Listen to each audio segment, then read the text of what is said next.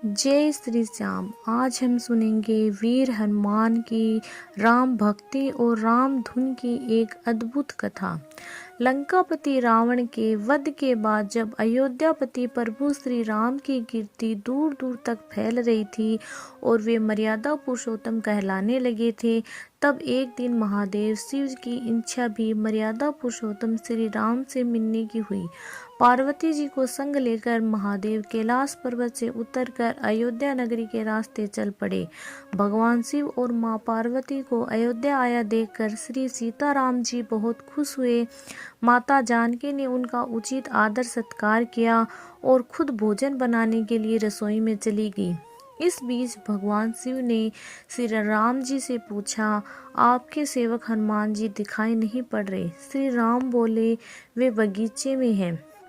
शिव जी ने श्री राम जी से बगीचे में जाने की अनुमति मांगी और पार्वती जी का हाथ थामकर बगीचे में आ गए। बगीचे की खूबसूरती देखकर उनका मन मोहित हो गया। आम के एक घने वृक्ष के नीचे हनुमान जी दीन दुनिया से बेखबर गहरी नींद में सोए थे और एक लय में खराटे से राम नाम की ध्वनि उठ रही थी।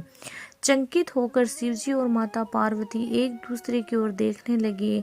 माता पार्वती मुस्कुरा उठी और वृक्ष की डालियों की ओर इशारा किया। राम नाम सुनकर पेड़ की डालियां भी झूमने लगी थी और उनके बीच से भी राम नाम उच्चारित हो रहा था। शिव जी इस राम नाम की धुन में मस्त मगन होकर खुद भी राम राम कहकर नाचने लगे। माता पार्वती जी ने भी अपने पति का अनुसरण किया और अपने कोमल पांव थिरकाने लगी।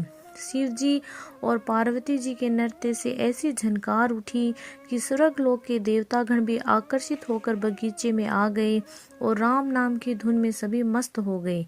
माता जानकी भोजन तैयार कर प्रतीक्षा कर रही थी, परंतु संध्या गिरने तक भी अतिथि नहीं पधारे। तब अपने देवर लक्ष्मण जी को बगीचे में भेजा।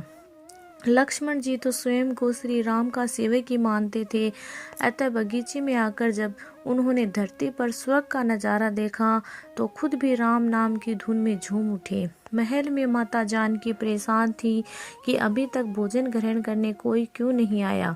उन्होंने श्री राम जी से कहा, भोजन ठंडा हो रहा है, चलिए हम ही जाकर बगीचे में से सभी को ले आए। जब सीताराम जी बगीचे में गए तो वहां राम नाम की धुन मची हुई थी।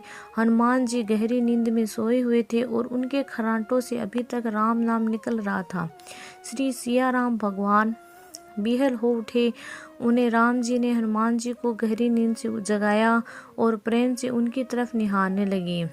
हनुमान जी प्रभु को आया देखकर शीघ्रता से उठ खड़े हुए।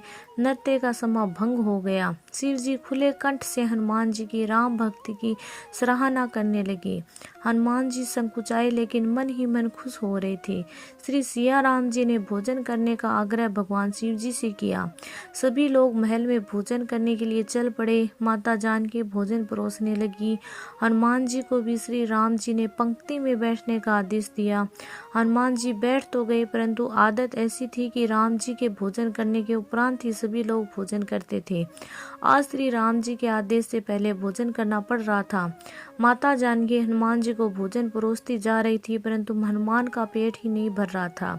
सीता जी कुछ समय तक तो उन्हें भोजन परोसती रही, फिर समझ गई कि इस तरह से तो हनुमान जी का पेट नहीं भरेगा। उन्होंने तुलसी के एक पत्ते पर राम नाम लिखा और भोजन के साथ ही हनुमान जी को परोस दिया। तुलसी पत्र खाते ही हनुमान जी को संतुष्टि मिली और वे भोजन खाकर उठ खड़े हुए। भगवान शिव ने प्रसन्न होकर हनुमान जी को आशीर्वाद दिया कि आपकी राम भक्ति युगों युगों तक याद की जाएगी और आप संकट मोचन कहलाएंगे। संकट मिटे सब हरे सब पीरा, जो सुमरे हनुमत बलबीरा। बोलो वीर हनुमान की जय हो।